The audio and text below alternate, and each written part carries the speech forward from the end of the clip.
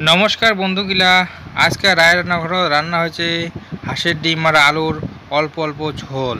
তো প্রথমে এই দেখো হাঁসের ডিমগুলা এখানে ভালো করিয়া সিদ্ধ করে নেওয়া খাবে। তো এই যে হাঁসের ডিমগুলা বসে দেওয়া হয়েছে, আমরা হাঁসের ডিমগুলা সিদ্ধ করে নেব।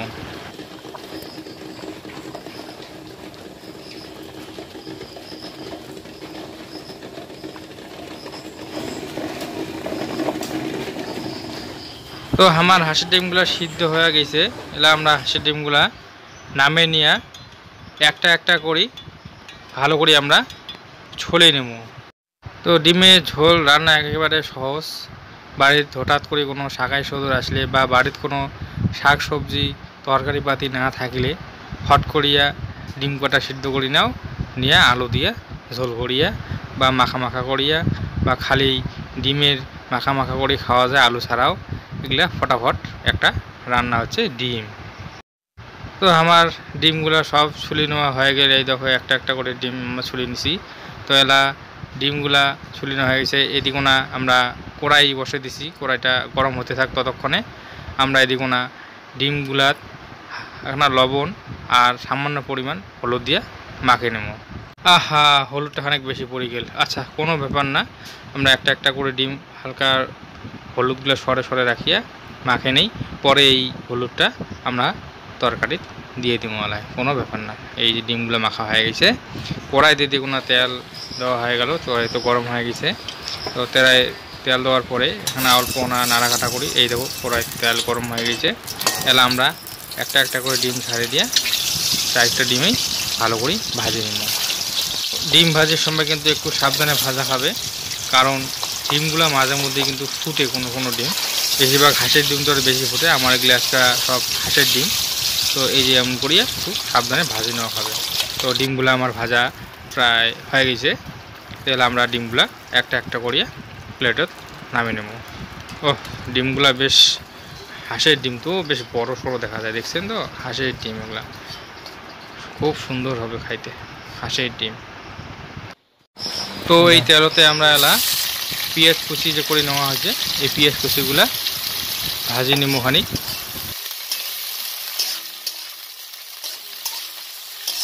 পেঁয়াজ কিন্তু একটু বেশি পরিমাণ দেওয়া হবে, 4টে ডিম তো 3টে পেঁয়াজ দিলেই হয়ে যাবে মিডিয়াম সাইজের। তো এটা কটা দিয়ে দিলাম গোটা মরিচগুলো দেওয়ার পর আরও খানিক পেঁয়াজটা আর মরিচগুলো লাল করেই ভাজি নিব। তো পেঁয়াজ আর মরিচগুলো এখানে লাল লাল ভাজা হয়ে গেলে এটা এই যে টুকরো টুকরো করে কাটানো হয়েছে আলুগুলা দিয়ে এবার আরও খানিক আমরা ভালো করিয়ে ভাজি নেওয়া খাবে। এই যে আলুগুলো কিন্তু বেশি বড় করা যাবে না, কারণ আলুগুলো সিদ্ধ না, কাঁচা আলুগুলোই আমরা দেওয়া হয়েছিল। এই যে ছোটো ছোটো একটু পিস করে নিয়ে ভালো করে ভাজি নেওয়া হবে।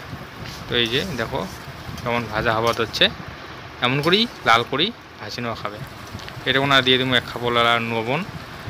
লবণ দেওয়ার পরে দিন ওখানে হলুদ গুঁড়া দিয়ে আরও ওখানে ভালো করিয়া কাটে কুটিয়া ভাজি করে নেওয়া খাবে। হলুদ আর লবণটা ভালো করে মিক্সড হয়ে যাক।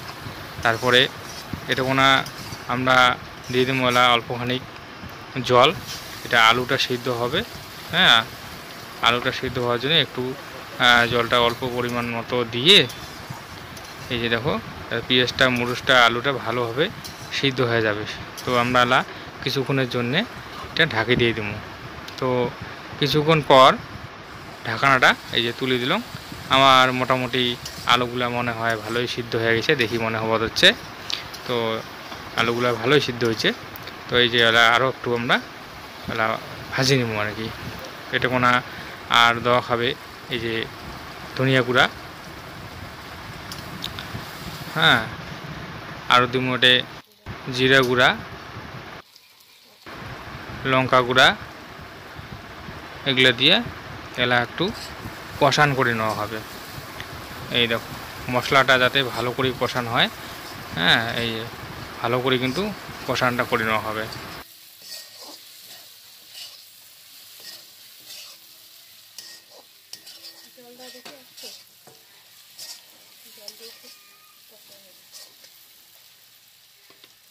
তো দিয়ে দেবো ওখানে কষানোর জন্যে সামান্য পরিমাণ জল, তাহলে মশলাপাতিগুলো ভালো করিয়ে কষানো হবে। যে কষানোর জল দেওয়ার পরে আরও একটু ভালো করিয়া কষে নেওয়া হবে। এই দেখো কষে নিয়ে বলছি আমরা। দেখছেন কি কালার আছে।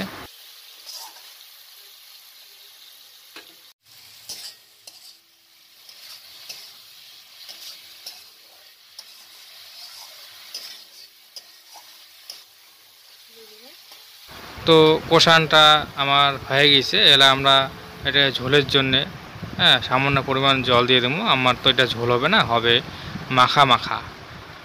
মাখা মাখাটাই ভালো টেস্ট হয় আর কি। ডিম মাখা মাখাটা আলু দিয়ে ভালো খুব টেস্ট হয়। এই যে দেখো আমরা কিন্তু অল্প পরিমাণ জল দিছি।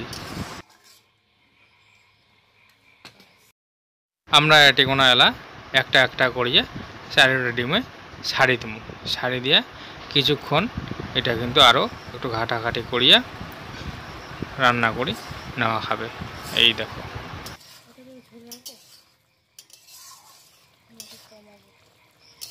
তো বন্ধুর ঘর, এই দেখো আমার আলু দিয়া হাঁসের ডিমের মাখা মাখাটা হয়ে গেছে, আমরা নামে নিলাম। তো বন্ধুর ঘর, আমার এই রান্নাগুলো তোমার কেমন লাগে কমেন্ট করে কিন্তু অবশ্যই জানাবেন। ধন্যবাদ।